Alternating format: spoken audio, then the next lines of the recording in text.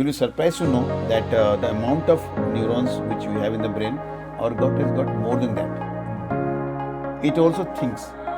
Right? Gut thinks. It also thinks because the neurons are there.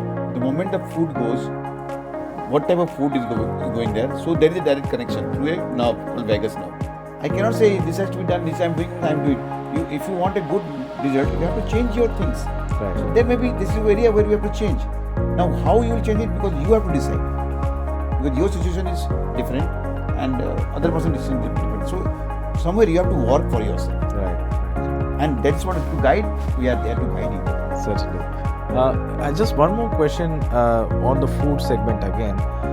We see a lot of people getting into this fad diets like keto diet, fruit diet. Sometimes people also do this intermittent fasting as well. And they say it's given them wonderful results. What is your take on these diets and the fasting?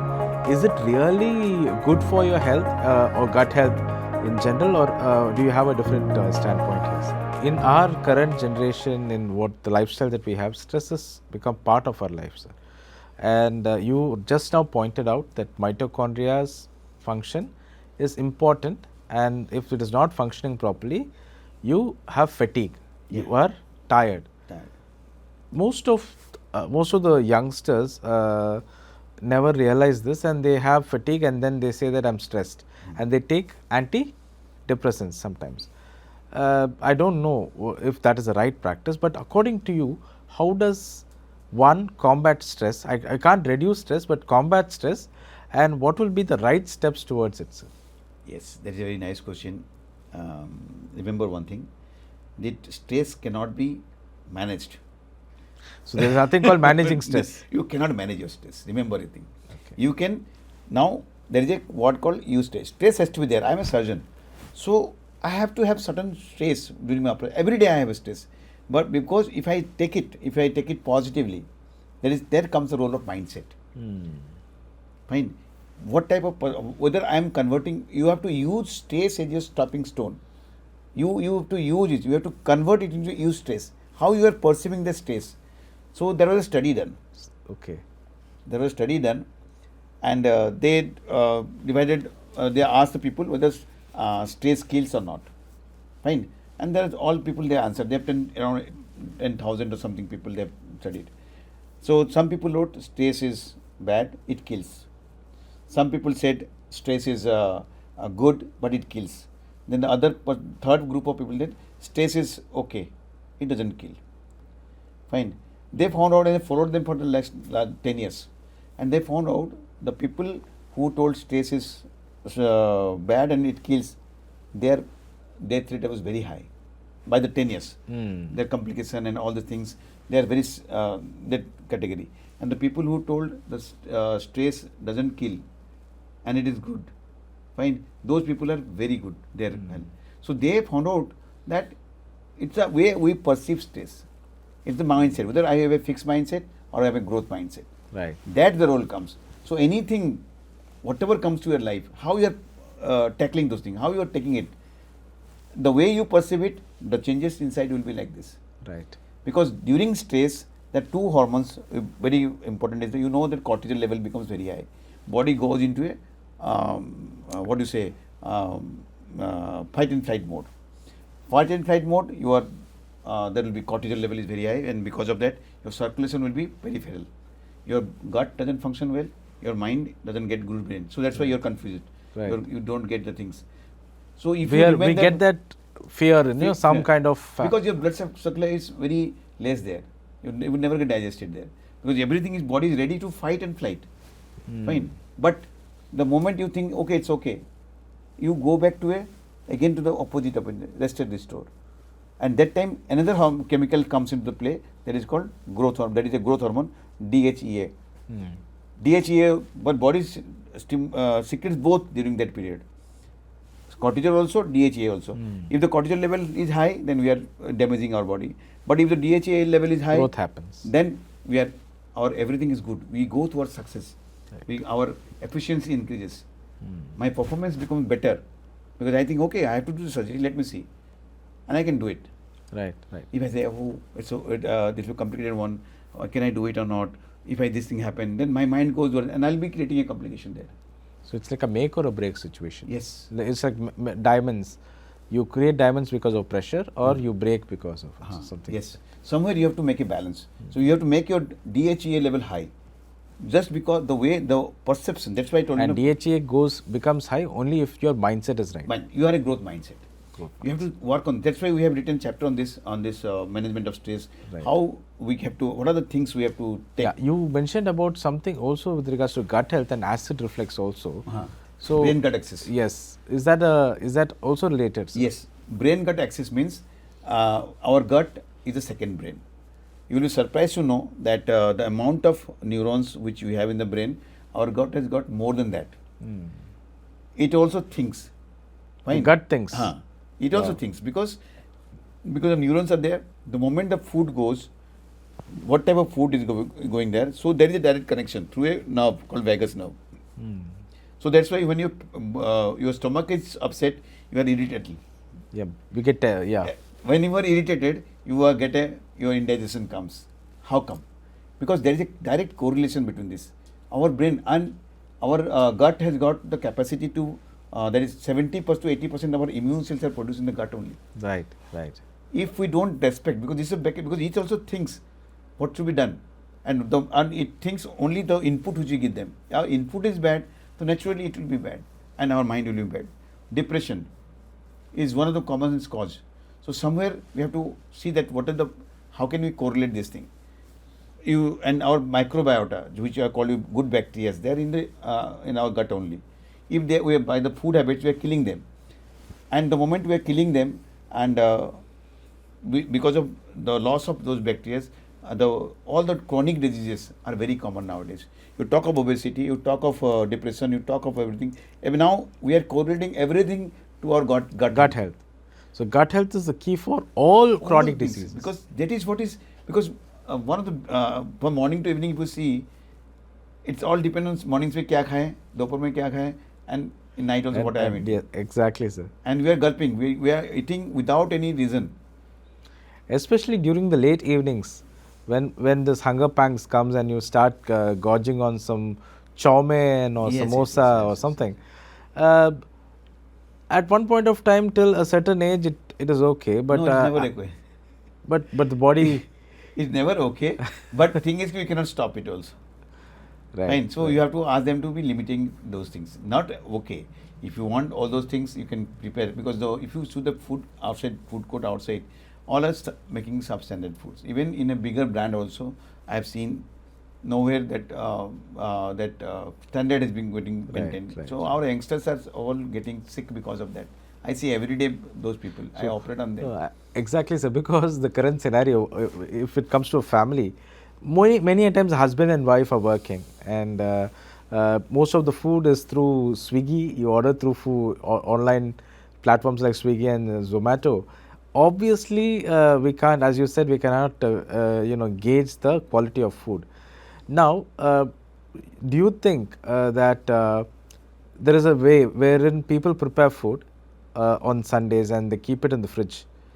They reheat it and use it. This has become a practice I've seen in many Western countries. It's also creeping into our system as well. Though I'm personally not a favorite of this whole thing because I like my food fresh.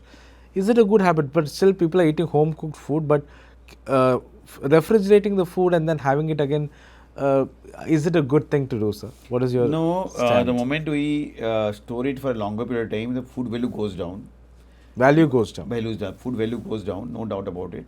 So we cannot recommend to anybody that you should do that.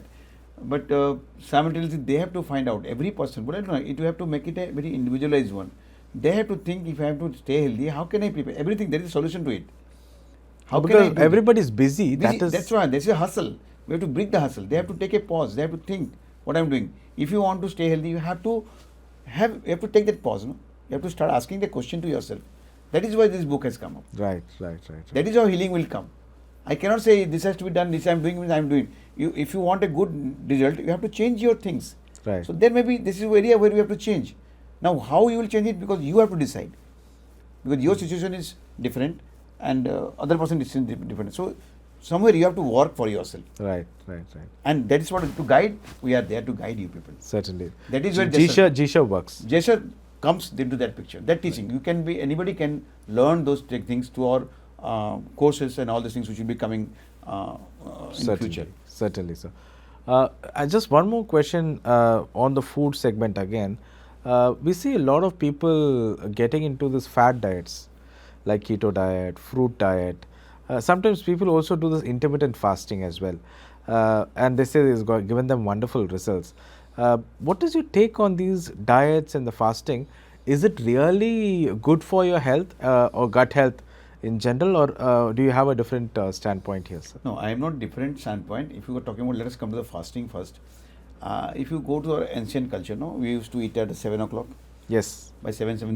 Before the sunset. And when you start your breakfast next day? Early morning after 6, 7:30. So see, it is 12-hour fasting is good, because our body get a time for assimilation. Right.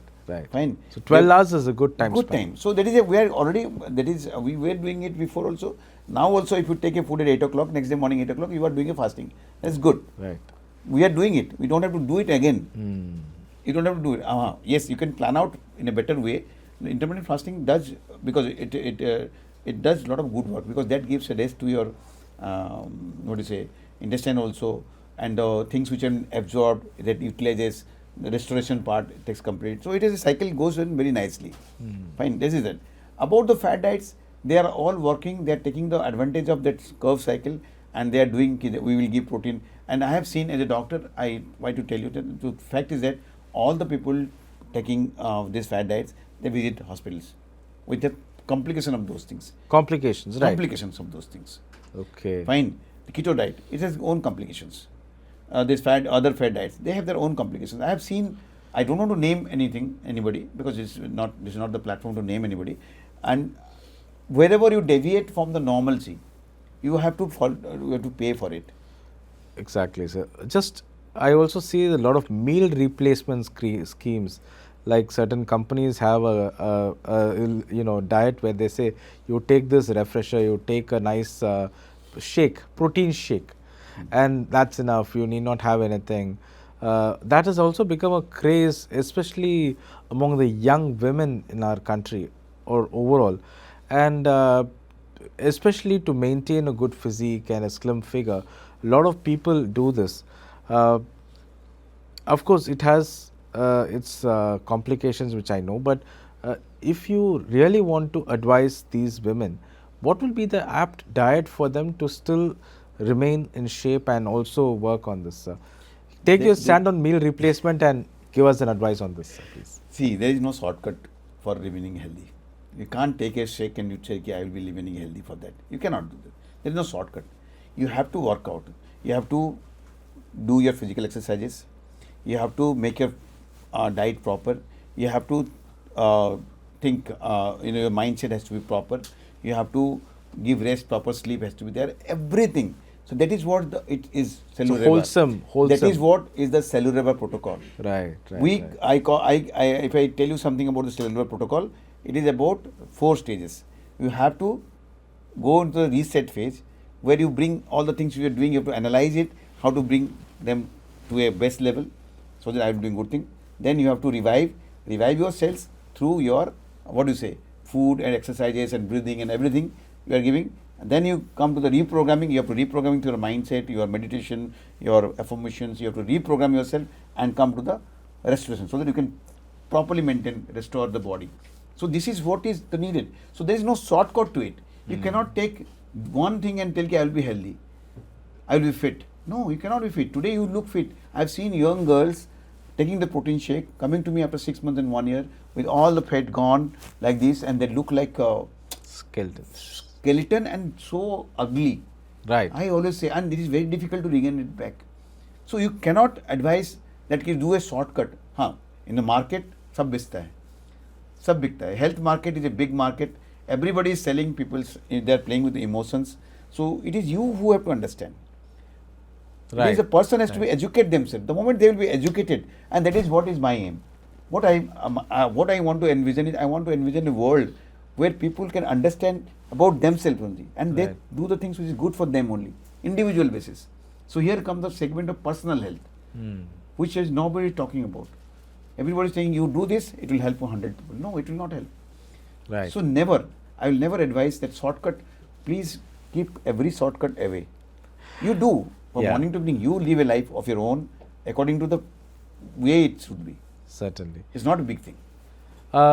There's the opposite also that is also there, especially when it comes to surgery. Because you're a doctor, I'm just bringing this up as well.